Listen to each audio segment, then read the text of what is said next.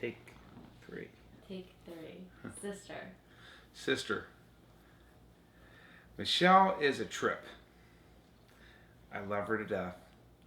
But I tell you right now, that girl has cost me more than my ex-wife. I swear. She did the best thing in the world, and that's she had what I couldn't do, and then she had a baby girl, Lindsay Brooke, and Lindsay is the greatest thing that's ever happened to me outside of my very own kids. And how was your life during your teenage years? Were you active? Were you shy? Tell us about that. Constantly working from a very, very young age. And young meaning like when I was like 9, 10, 11. I would go around the neighborhood and wash and wax cars and cut grass and do whatever I could to earn money. And as I started earning money, I liked it. Definitely liked making money. So I continued doing the same thing, washing, waxing cars. I'm trying to think of it. All the stuff I did, like cleaning. Everything with cleaning. And throughout junior high school, and then especially in senior high school, that's what I did when I wasn't active with my friends or school. Did you feel like you had to work in order to provide for your family, or was it just the aspect of making money and the excitement that goes with that? It was more work, not so much for the family, but to have everything I wanted to have that other kids had.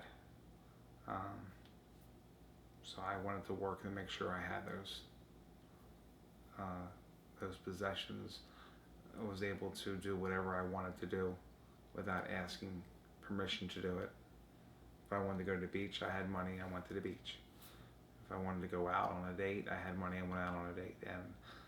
And I worked for everything, so I was felt like I was entitled to enjoy it as well.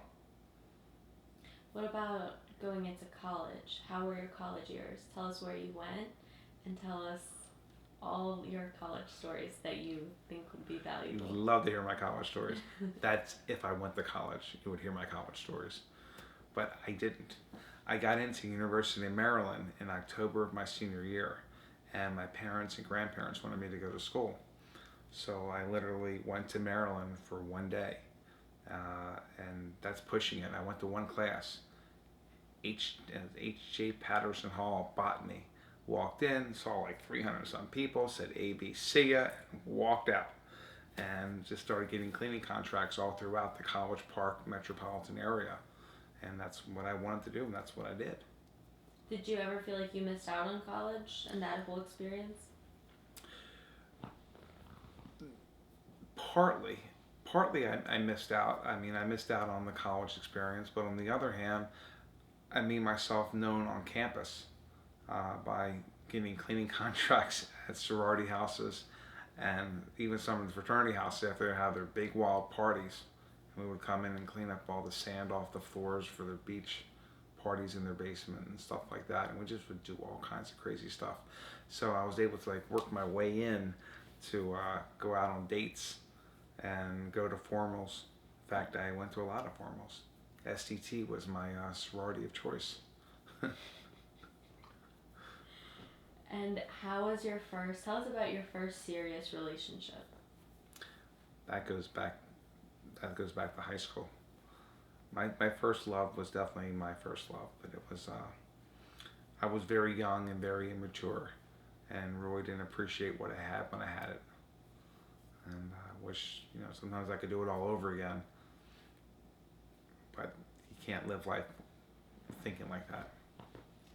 What about relationships with friends? Are there still friends that you talk to till this day from childhood? That's my strong point. My strong point is my loyalty to my friends and vice versa. And I've had my core group of friends for 30 some years, a lot of them.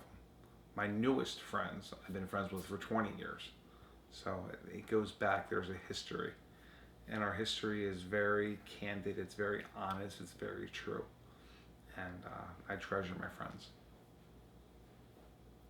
And tell us about the first time you ever got into serious trouble. First time I got into serious trouble, trying to think of the very first time. That would probably be back in the Gina days when she was going out with this crazy guy. They had a volatile relationship, and we were just friends. I mean, we never even French kissed. I mean, we're just like best friends. We still are best friends. I love Gina. I mean, like she's just like my great friend, always supportive of me and vice versa. And he couldn't understand that our relationship was just friendship. Which, looking back on it, I can understand that, but it does happen where guy and a girl, and we're just good friends, and neither one of us is gay or lesbian or anything. Not that there's anything wrong with that, but like we're not. Like we're just great friends. He couldn't understand that, so he started up with me, and I had to get a little violent with him at the Mount Washington Tavern one night. Next thing you know, police were at my house the next day, charging me with assault, and yeah, and put me in handcuffs. I remember seeing my parents. Handcuffs. It's like, I guess you guys are proud. And fortunately, everything was dropped, and nothing bad resulted out of it on a permanent basis. But that was the first time I ever remember being in handcuffs. And tell us about how did you meet your relationship with Gina? Tell us how that progressed. My relationship with Gina, there were, at the time, there were twins in the school. Nina and Gina. They were like the original twins. Like nowadays, everybody goes on all this psychomedicine and stuff, and you have twins all over the place, including my own.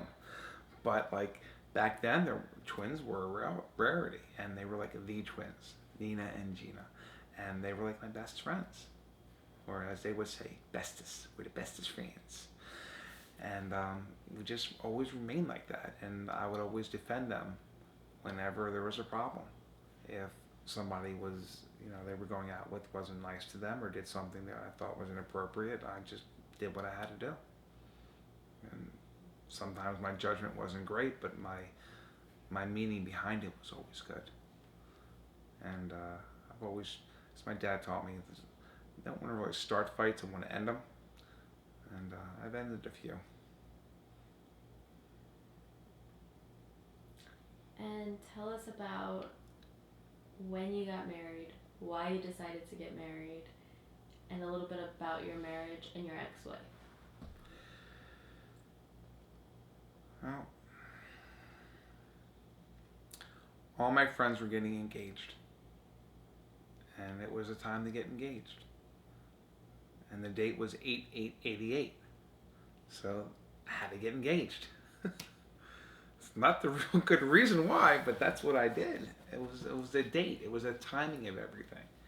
And I had my cleaning business, and I thought that Janet was a great person, and she was well liked by all my friends. And she was smart, and she went to good school, and she had a great family. And it was time. It was time to get engaged. It was time for LBR to settle down. But I was so not ready to settle down. I don't even know if I'm ready to settle down now, but that's another story. Janet's a great person. There's nothing bad I can say about her.